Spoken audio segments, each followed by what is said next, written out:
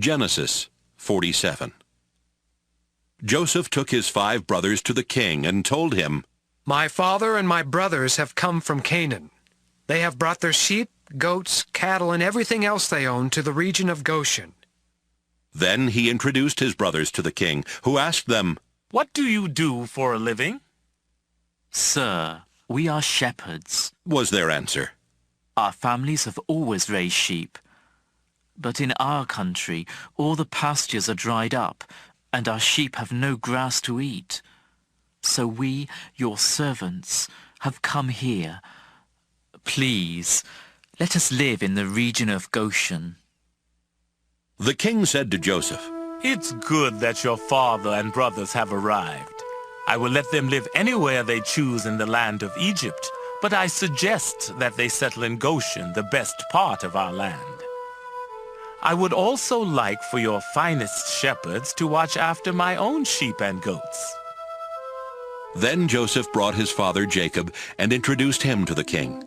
Jacob gave the king his blessing, and the king asked him, "How old are you?" Jacob answered, "I have lived only 130 years, and I have had to move from place to place. My parents and my grandparents also had to move from place to place, but they lived much longer, and their life was not as hard as mine." Then Jacob gave the king his blessing once again and left.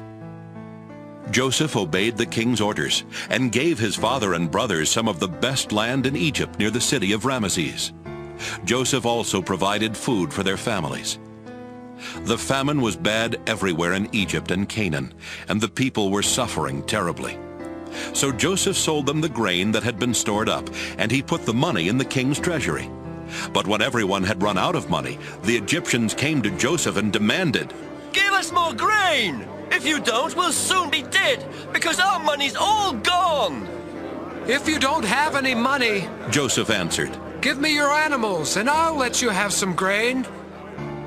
From then on, they brought him their horses and donkeys and their sheep and goats in exchange for grain. Within a year, Joseph had collected every animal in Egypt.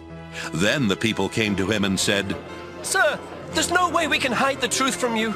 We are broke, and we don't have any more animals. We have nothing left except ourselves and our land." Don't let us starve and our land be ruined. If you'll give us grain to eat and seed to plant, we'll sell ourselves and our land to the king. We'll become his slaves." The famine became so severe that Joseph finally bought every piece of land in Egypt for the king and made everyone the king's slaves except the priests. The king gave the priests a regular food allowance, so they did not have to sell their land. Then Joseph said to the people, "You and your land now belong to the king. I am giving you seed to plant, but 1/5 of your crops must go to the king. You can keep the rest as seed or as food for your families." "Sir, you have saved our lives. they answered. We are glad to be slaves of the king."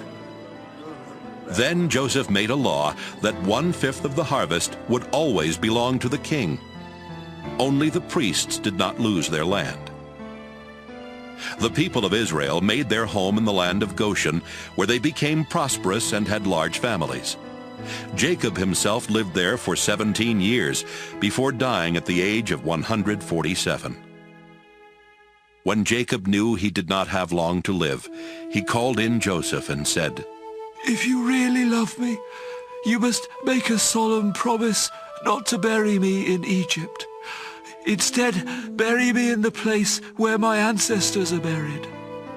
"I will do what you have asked." Joseph answered. "Will you give me your word?" Jacob asked. "Yes, I will." Joseph promised. After this, Jacob bowed down and prayed at the head of his bed.